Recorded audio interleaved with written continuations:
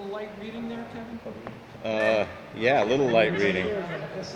It actually has some weight to it. Look at that. It makes a lot of noise. This when is it's what loud. this is what was provided to us this morning.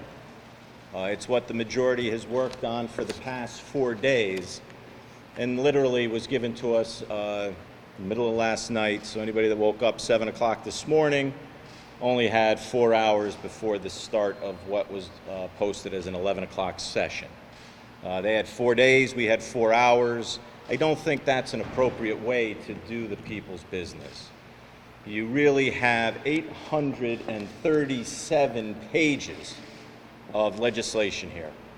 There could very well be good ideas and bad ideas. But giving somebody only 8 and a caucus only, a few hours to really look at this, digest what's in here, think about it, and decide whether or not these are good policies for Connecticut, I don't think is the way the process should work. The process should be more, I'm going to say, open, transparent, and I believe this is not good process, not good procedure, and I don't think it's the best way to do people's business. So for these reasons, you're going to see a lot of no's today, just based on process, because there isn't enough time to look at what's in this document in the short time frame that we were given to review it. Well, Questions? technically speaking, you have 12 hours because they can't take that up until 12 hours after. So yes, they're doing something else in between. But are you saying that that rule is insufficient? Because that is the rule, right? For an Easter, it's a 12-hour notice period. Well, it's a 12-hour when I think we're in session, number one. But even with that, what you're looking at is giving us 800 pages to read and work at while they're going to run something else of equal importance. And it's very hard. People have libraries to go where it's quiet so that you can be thoughtful and look at something, not having to legislate another bill while we're looking at this bill. So is there any items in there? You've all had a chance to divvy it up and do what those of us in the press have been doing since this morning as well. Is there any items you wish to highlight for either praise or derision? Well, I think some of the questions that certainly came to mind. There was one section that authorized state agencies to contract with other states. And the question is that something good that maybe we're doing, like administrative functions where we might be able to handle food stamp administration better than another state and contract to do that backroom operation? Or is this an end run on TCI to contract with the consortium of states and back into the gas tax that they lost coming through the front door? That's one example. Another is looking at utilization of a 1332 waiver for expansion of Medicaid for Husky children. Albeit maybe a good idea to help that discrete population, but states are allowed one 1332 waiver that we've always advocated would be used for reinsurance, which would help all insurance across rather than just a small discrete population. So these are the types of things that I think we needed to have a more robust conversation on, and we're not. There's a lapse for funding for positions on the State Contract Review Board. Is that a mistake, or do you believe that time has passed on that board? I don't think the time has passed, and a review of state contracts I think is probably more needed now than ever, given the fact that we're still operating under executive authority where we don't have RFP requirements. And so I think you need more light and transparency on that. That's what we've been arguing all along with regards to executive orders. Can you give us some context and refresh my memory? I mean, in years past when we've gotten implementers, have you always had extra long time to look at what's been proposed and what's in? I don't know. This is pretty much the biggest one I've ever seen. So, I mean, this is, just look at it. Come on. Let's be fair. That's all we're asking for. And you've had no discussions about anything that's in? Anything? No, I mean, you hear what could be in here, but when you actually sit down and look at the document, that's when you know what is in here. And it's much more efficient to look at what is rather than what could be. So there's a provision that would deny funding from the Pequot and Mohegan Fund for schools that have Native American mascots. Is that appropriate for this, or should that have been subject to a separate bill? I would think that would be better as a subject for a separate bill because you want all parties at the table, all interests. I think there are some, there are probably interests that would like to have their voice heard. Are you going to be offering amendments to try to strip anything from this? I don't know what we're going to do at this point. Did that come as a surprise to you, Senator Austin's proposal? That was the first I heard of it.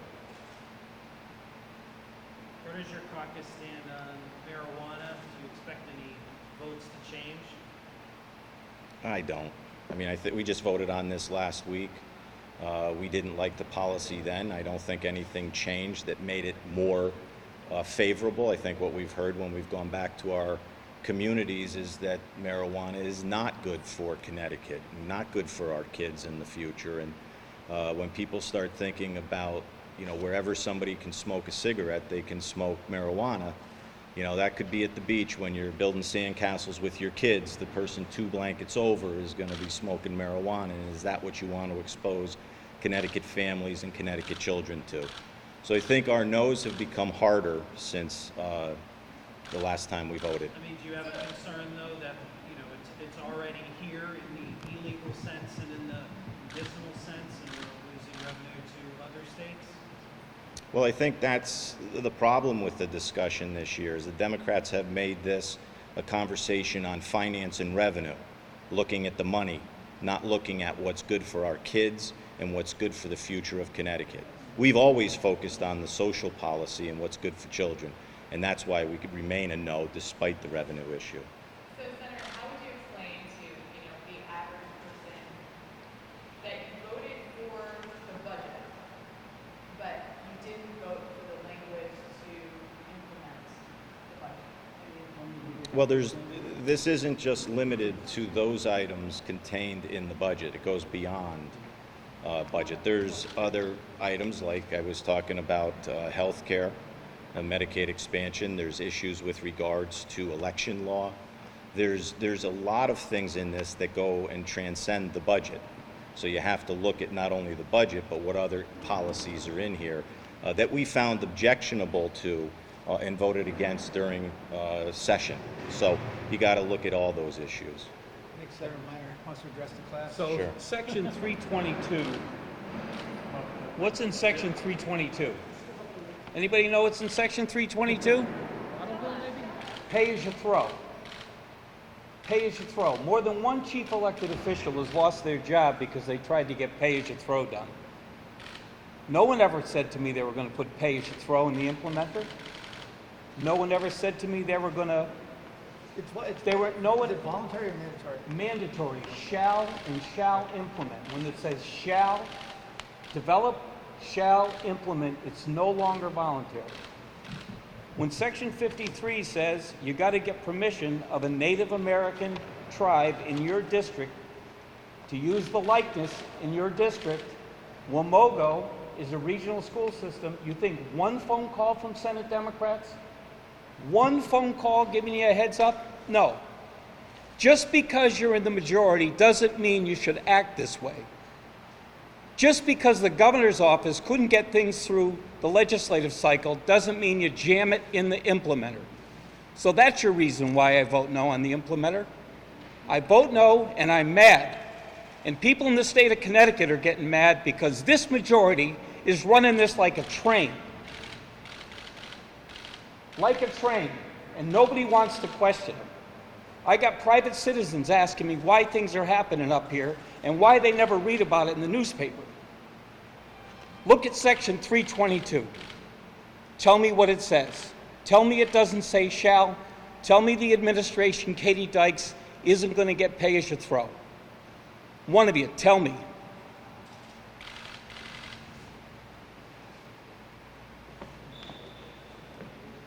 Anybody else? Tough act to follow. Senator, there seemed to be, last week, goodwill that there was bipartisan support. It seemed like there was kind of a light atmosphere. Did that change now? I think it has, yes. Can you expand on what people are talking about? Well, I think you just heard from Senator Minor. You know, we have what we thought was a process in place, and now we get this at the last minute and, you know, not a part of the discussion to create it. And there's a lot of things here that we just find objectionable from a policy perspective. Senator, fast forward some of these things that you're talking about, when it comes time for election, these are gonna be things on the table that you're gonna put in the voters' minds, correct? Yes. Yeah, I mean, obviously, everything we do here is a matter of public record, and when we stand for election, we will make sure that we notify the electorate as to what happens under the Capitol dome. So what do you say to people, pay as you throw costs people money, they have to pay to throw their garbage out? What do you say to constituents? Connecticut's unaffordable, and it's becoming more unaffordable. As I've said all along through this process, the middle-class family of Connecticut needs a financial break, not added financial burdens. And so we've always been focused on that. That's why we were insisting on no new taxes in the budget to begin with. But as you start to pile more costs, more expenses, more financial burden on Connecticut families, it makes it that much more difficult for families to make their budgets balance. And Connecticut is one of the most unaffordable places to live, and we're working to try and reduce that. Are your phones ringing, are mayors or select people calling? Yes. They have no idea what's in it. When they've had a chance to read it. That's got posted, yeah. So, would you feel better if this session was postponed today so you guys could read through this, Bill? I mean, Well, I mean, Paul, even if you gave me an extra day, I mean, look at this. It's 800 pages to go through.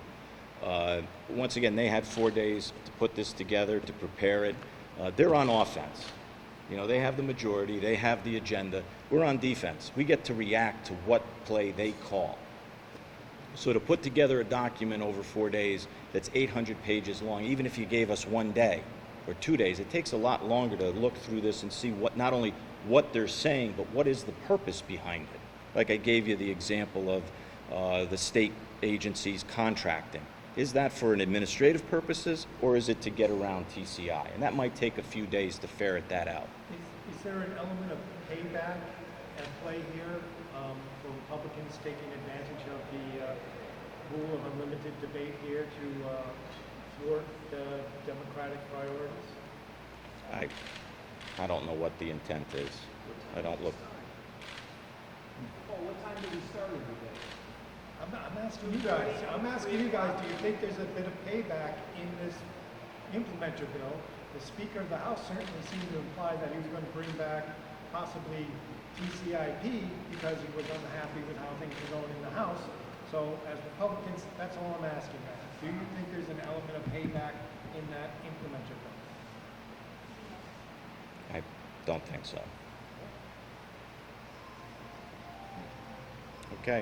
Is the implementer going first before marijuana state? Do you know what the, I'm not sure about that. It can't. I, can't? So I take it that you're not going to accept the Democrats' offer to just record the previous debate on marijuana in the record and then just proceed to vote on it again. I take it Well, we're going to debate it again. we'll look at that.